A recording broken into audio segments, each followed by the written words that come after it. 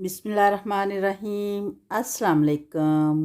Cooking कहानी में हाज़िर हैं। आज हम बनाएंगे सैलड सेहत से भरपूर, जिसमें है ये हम डालेंगे मुख्तलिफ़ चीज़ें। यह मैं आपको दिखा रही हूँ और साथ मैं बॉल में डाल रही हूँ। बंद गोभी है, चने हैं, रेड बीम है, खीरा है और ये सेब, मूली, गाजर और ये है अनार।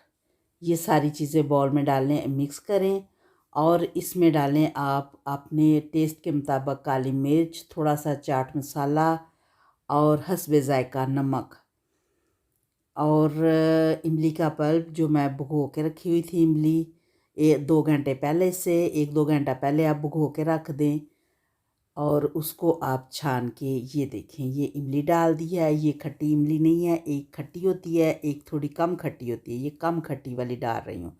और एक चम्मच आप डालें इसमें ऑलिव ऑयल डालें और इसको अच्छी तरह मिक्स करें और बेहतरीन आपका ये डाइट के हिसाब से आपका सलाद तैयार है। और हमें दें इजाज़त। दुआओं में याद रखें। अल्लाह हाफिज़, फ़ी अमानिल्लाह। अल्लाह ताला आपको और हमें सेहत कामिला अता फ़रमाए।